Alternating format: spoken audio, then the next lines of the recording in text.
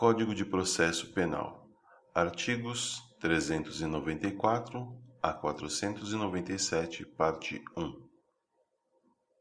Artigos 394 a 405. Livro 2. Dos processos em espécie. Título 1. Do processo comum. Capítulo 1. Da instrução criminal. Artigo 394. O procedimento será comum ou especial. Redação dada pela Lei nº 11.719 de 2008. Parágrafo 1º. O procedimento comum será ordinário, sumário ou sumaríssimo. Inciso 1º. Ordinário. Quando tiver por objeto crime cuja sanção máxima cominada for igual ou superior a 4 anos de pena privativa de liberdade. Inciso 2º. Sumário. Quando tiver por objeto crime cuja sanção máxima cominada seja inferior a 4 anos de pena privativa de liberdade. Inciso 3º. Sumaríssimo para as infrações penais de menor potencial ofensivo, na forma de lei. Parágrafo 2º.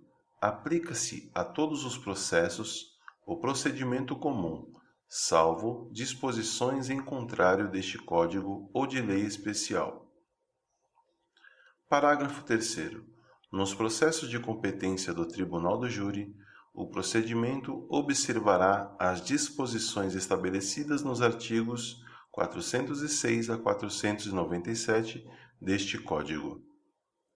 Parágrafo 4º. As disposições dos artigos 395 a 398 deste Código aplicam-se a todos os procedimentos penais de primeiro grau, ainda que não regulados neste Código. Parágrafo 5º.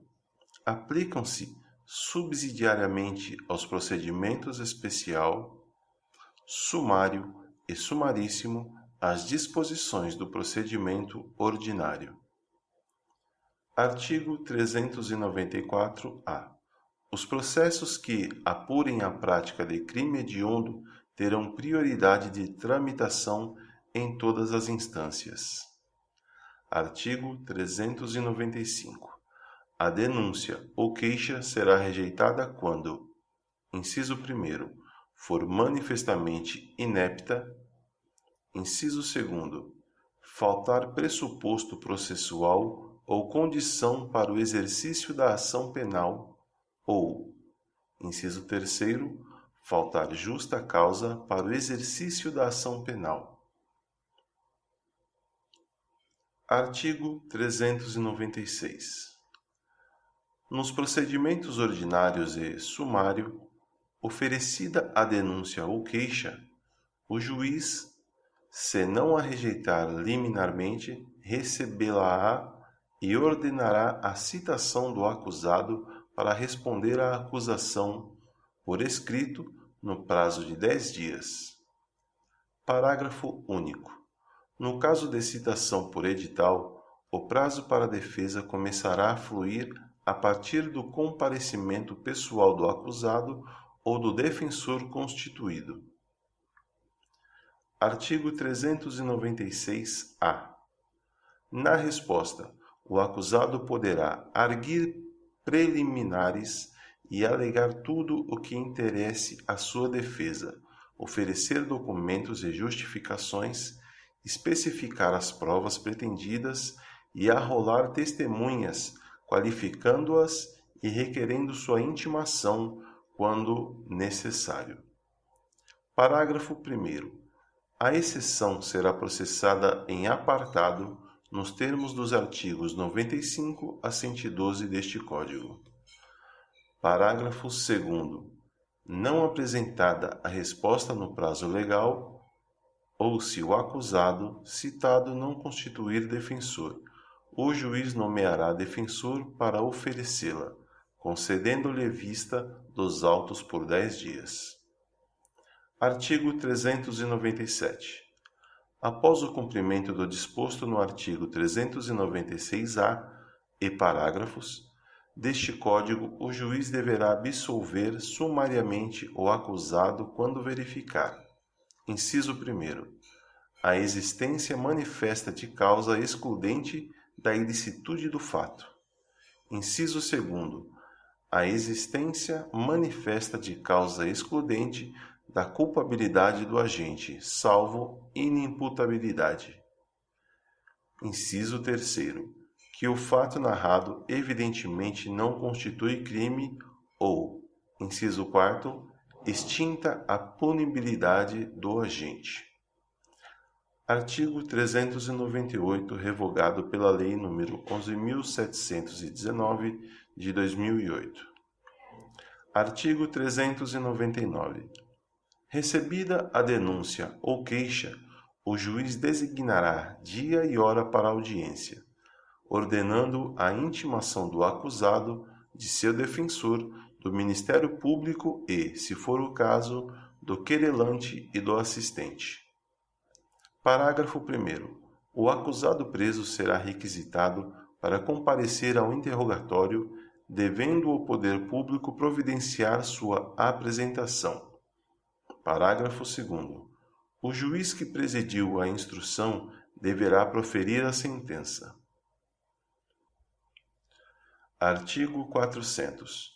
Na audiência de instrução e julgamento, a ser realizada no prazo máximo de 60 dias, proceder-se-á à tomada de declarações do ofendido, à inquirição das testemunhas arrolada pela acusação e pela defesa, nesta ordem, ressalvando o disposto no artigo 222 deste Código, bem como aos esclarecimentos dos peritos, às acareações e ao reconhecimento de pessoas e coisas, interrogando-se em seguida o acusado. Parágrafo 1º. As provas serão produzidas numa só audiência, podendo o juiz indeferir as consideradas irrelevantes, impertinentes ou protelatórias. Parágrafo 2º. Os esclarecimentos dos peritos dependerão de prévio requerimento das partes. Artigo 401. Na instrução poderão ser inquiridas até 8 testemunhas arroladas pela acusação e 8 pela defesa. Parágrafo 1º. Neste número, não se compreendem as que não prestem compromisso e as referidas. Parágrafo 2º. A parte poderá desistir da inquirição de qualquer das testemunhas arroladas, ressalvado o disposto no artigo 209 deste Código. Artigo 402.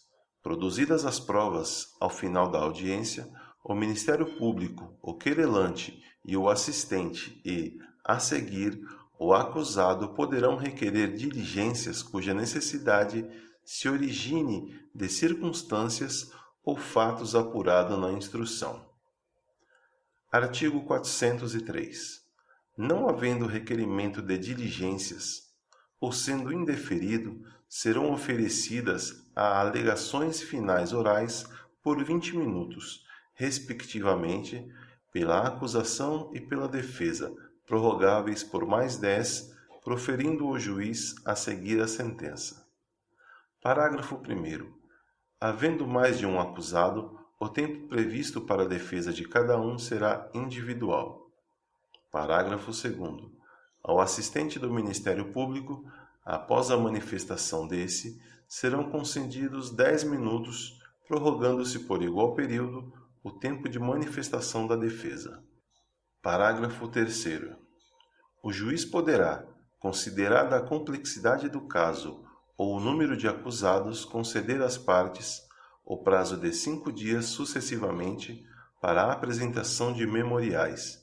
Nesse caso, terá o prazo de 10 dias para proferir a sentença. Artigo 404. Ordenado diligência considerada imprescindível, de ofício ou a requerimento da parte, a audiência será concluída sem as alegações finais.